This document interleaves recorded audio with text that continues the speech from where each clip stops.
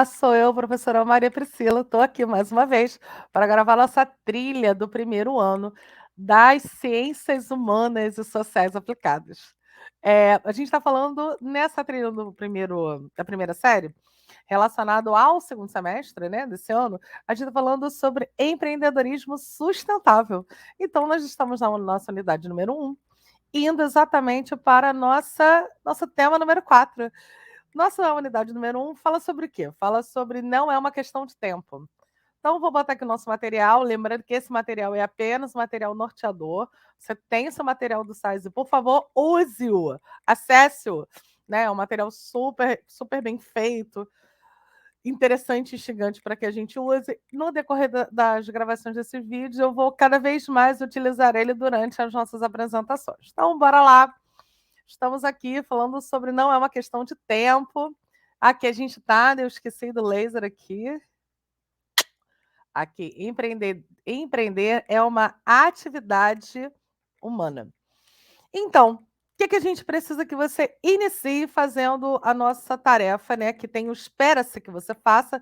E aqui nós temos os nossos objetivos na nossa aula de hoje. Então, ao final deste tema, esperamos que você consiga avaliar os aspectos antropológicos, éticos, econômicos de práticas empreendedoras e exercitar a elaboração do projeto de vida. Então, para que você comece bem o nosso tema, a gente precisa que você faça uma atividade antes.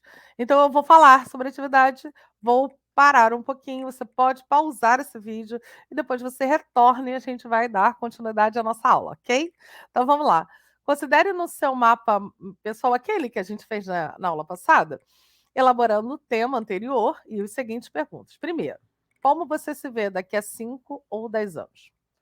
Quais os seus objetivos educacionais e profissionais? Quais sonhos você deseja realizar? Quais desafios você gostaria de enfrentar? Como você gostaria de deixar a sua marca no mundo? E eu gosto muito dessa palavra de legado. É aquilo que a gente deixa, nossa marca, nosso legado no mundo, para a gente pensar: nossa, quem é a Priscila? A Priscila foi uma professora. E aí a gente fala sobre a nossa marca no mundo. Muito bem.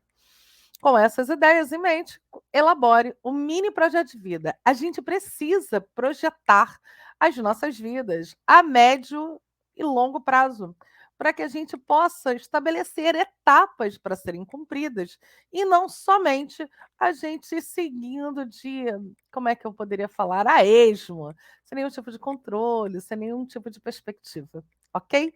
Ainda ali em seguida, faça uma lista dos principais conhecimentos e habilidades que você acha que precisa desenvolver para alcançar os seus objetivos e sonhos. Então, eu vou dar aqui, vou falar sobre uma ex-aluna, ela nem imagina que eu vou fazer sobre isso, vou falar sobre ela aqui, que ela tem um canal no Instagram e ela sempre gostou de maquiagem e ela começou a investir. Então, ela começou a fazer cursos, ela aprendeu marketing digital, ela abriu um canal, então ela trabalha profissionalmente. E ela decidiu, ao sair do ensino médio, ingressar para o ensino superior, e ela queria fazer administração, porque ela quer investir no que ela considera que é a carreira da vida dela. E ela está aí, construindo os seus passos. É isso. O que eu preciso fazer hoje para que eu consiga estabelecer os objetivos e metas que eu estou traçando, né? Ainda considerando o seu mapa pessoal, feito anteriormente, organiza suas relações de convívio em 3 níveis. O que você faz com alta frequência, média frequência e baixa frequência. Alta frequência, quase que diariamente, né, com muito convívio. Que você faz com pessoas, quase interage de forma espontânea. E o baixa, as pessoas que você só interage se necessário. E a partir disso, pensar em quais são os seus potenciais colaboradores, amigos, companheiros, em que você pode entrar no empreendimento e pode contar com a ajuda dessas pessoas. Muito bem. Pensar que o projeto de vida, ele precisa ser uma atividade para que você se empenhe, para que você pense na sua vida a longo prazo. Então, ela está ligada a um processo de autoconhecimento, que é extremamente necessário, e ainda considerar quais as expectativas e projetos você tem em relação à sua vida, aos seus projetos futuros. que você reconheceu de si? Então, você fez ali, você sentou, estabeleceu 5. Ah, eu não pausei, né? Então, vou pausar. Muito bem. O que você pensou lá quando você construiu o seu projeto de 5 a 10 anos? O que você estabeleceu como meta, como necessário? Como você gostaria de se ver e se encaixar nesse período? Então, você reconheceu de si mesmo? Quais as ideias você tem para você mesmo? Você reconheceu alguma postura que seja empreendedora? E aí, a gente vai aqui e o nosso material ele faz essa alusão, né, ele dialoga com o Sméagol, né, do Senhor dos Anéis. O ponto central da saga do Senhor dos Anéis é o anel, que é o anel do poder, né, para a todos governar, se não me engano, a frase fala sobre isso, né. É o anel, ele é dotado de um poder de ocultar a presença de quem o utiliza, tornando-o invisível. Porém, ao usar um anel, o indivíduo vai aos poucos se corrompendo, se degradando e perdendo a humanidade. E ele acaba sendo consumido pelo anel, o Sméagol, né, e ele acaba se transformando em um indivíduo maligno. A grande questão é qual é a responsabilidade que você tem com relação a ele?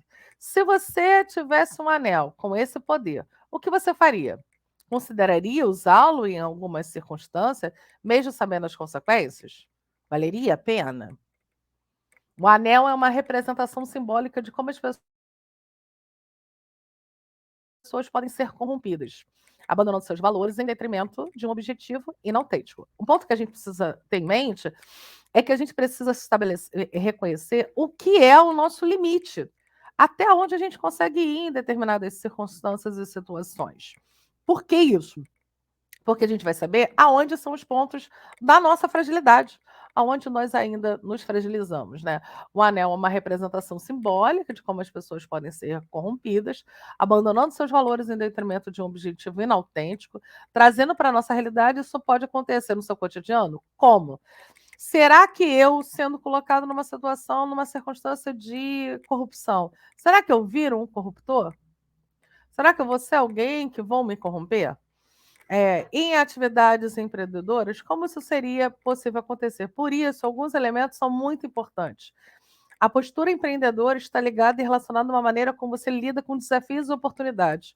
Coloca suas ideias em prática e interagem com as pessoas ao seu redor.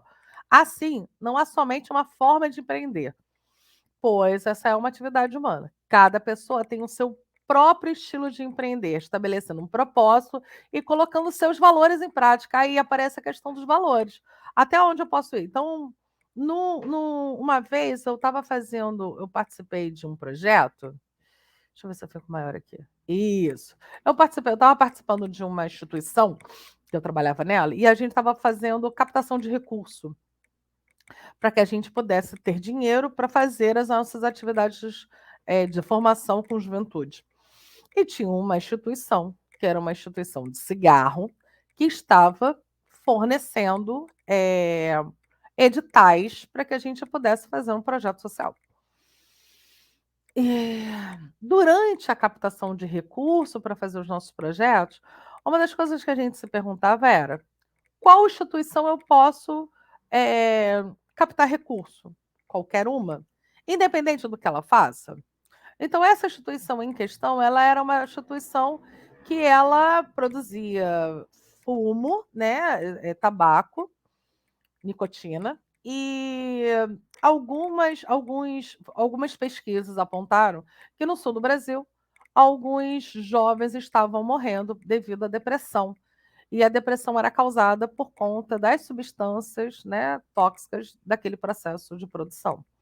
E aí, uma das questões que ficou muito claro para aquele grupo que estava trabalhando era: será que eu posso aceitar, o dinheiro daquela instituição em particular? Que isso? A gente pode pensar que dinheiro é dinheiro. E se a gente vai fazer um projeto social bacana, a gente pode captar recurso de qualquer lugar. Porém, uma das coisas que foi levantada pela equipe foi: até que ponto eu posso legitimar esse dinheiro e dizer que não tem problema o trabalho que ele faz, eh, a maneira com que as pessoas adoecem por conta do trabalho, se a instituição, se a empresa faz algum tipo de investimento social. Qual o limite para a gente falar sobre essas coisas? E a gente decidiu coletivamente naquele projeto que a gente não aceitaria. E, portanto, a gente não mandou projeto para aquela instituição, mas mandou para outras. Isso tem a ver com uma proposta ética que um grupo vai ter sobre os nossos valores. Cada pessoa tem o seu próprio estilo de empreender, estabelecendo um propósito e para transformar a realidade. Seus valores com o intuito de transformar a realidade. No mundo globalizado, as relações de câmbio cultural e econômico aceleraram esse fenômeno antropológico, que pode ser visualizado por meio de empreendedorismo migrante. E aqui a gente vai falar sobre a questão que no Brasil, né, em situação de refúgio, enfrentam diversas dificuldades para conseguir um emprego formal e entre os desafios, a falta de influência no idioma, porque quando a gente aceita, né, receber alguém de um outro país aqui para ser acolhido, a gente precisa dar condições para essa pessoa ficar em nosso país. Barreiras culturais, trâmite burocrático com documentação, por isso para muitos deles, criar um próprio negócio é a alternativa mais viável, como vender esfirra na rua, ter ser um professor que vai ensinar um outro idioma, o seu idioma pátrio, né? Nesse caso, não se destaca apenas a perspectiva de geração de renda, mas também do surgimento de inovações em ramos variados. O empreendimento dos imigrantes buscam criar valores por meio da relação da hospitalidade, e um cenário mais amplo de turismo e lazer. Existem várias estratégias adotadas para criar as experiências distintas. Amostras gastronômicas, representações artísticas, transformações urbanas, práticas nativas. O bairro, por exemplo, da Liberdade, em São Paulo, vou mudar aqui a modelo como é o que eu apresento. Não, não é esse aqui que eu quero, é esse aqui. Pronto, para ficar grande para vocês. Fundaram diversos empreendimentos baseados na cultura de seu país. Além de terem contribuído para a transformação urbana do local, também abriga elementos paisagísticos de referência japonesa. E isso é um exemplo de como o empreendimento migrante pode ir além das expectativas culinárias e turísticas. E aí é fundamental a gente entender que o exercício ético, ele é fundamental para o empreendedor, né? Ele é fundamental. Não, desculpa, deixa eu voltar aqui que eu esqueci de ler. Como você reage diante de uma situação de desigualdade social? Ela te incomoda? Ela não te incomoda? Para você não faz a menor diferença?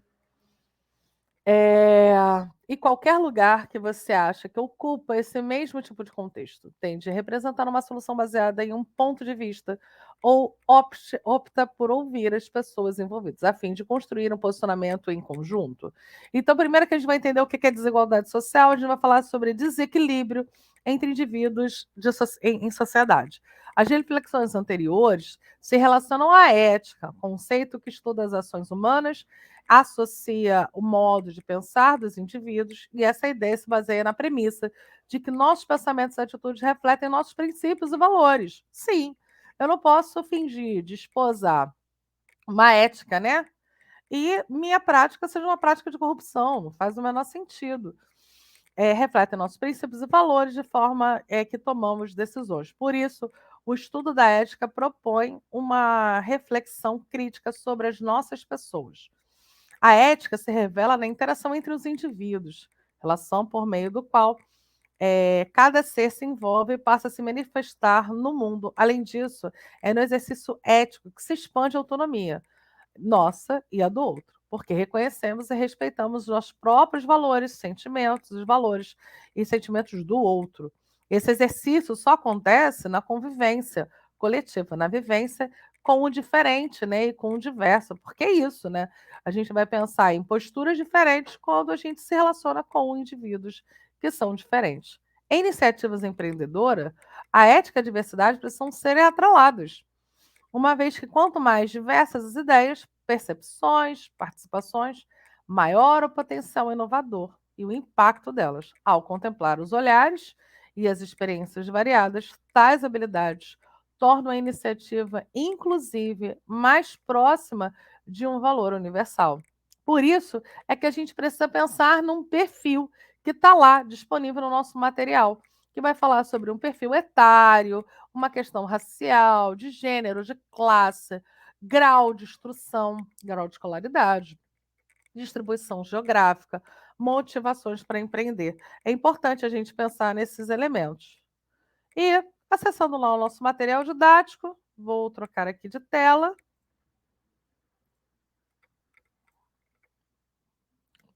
Aqui. Esse aqui? Não, não, não. Ai, eu abri aqui a estante para a gente ver. Pronto.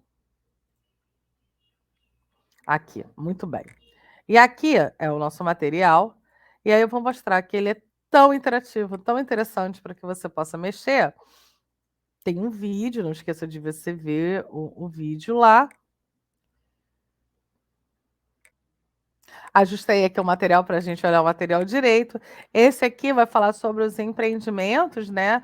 Principalmente com os imigrantes, né, do Brasil, né? O exemplo visível. Tem lá uma contribuição bem interessante. Esse material que a gente já estava olhando, eu quero mostrar isso aqui para vocês. Isto aqui. Então, quando você clica ali no maisinho, ele traz uma reflexão para você. Então, questão etária, né? Não se declararam, da maioria dos empreendedores que foram entrevistados, né? Mapa de negócios em impacto, né? A quantidade, a idade das pessoas, as raças, né, das pessoas que estão envolvidas, a classe, o gênero, e o quanto é importante a gente pensar a partir, né, desse público que é completamente diferente, né, um do outro. E para finalizar, né, caminhando para o final da nossa aula, não esqueçam de ler o material todo. A gente vai chegar aqui, ó, na nossa ação antes da ação. Resgate o mapeamento, dos pontos elencados, destaque qual será o melhor, seria o melhor problema norteador. Reflita sobre as seguintes questões: como elaborar uma solução ética para a oportunidade mapeada, com base nas reflexões feitas, construa um manifesto ético e elenque os tópicos para você compor a estrutura do seu manifesto. Não deixe de ler o seu material didático, de trocar ideia com o seu professor, de falar com seus amigos em sala de aula, ok? Eu fico por aqui. A gente se vê na próxima aula. Um beijo.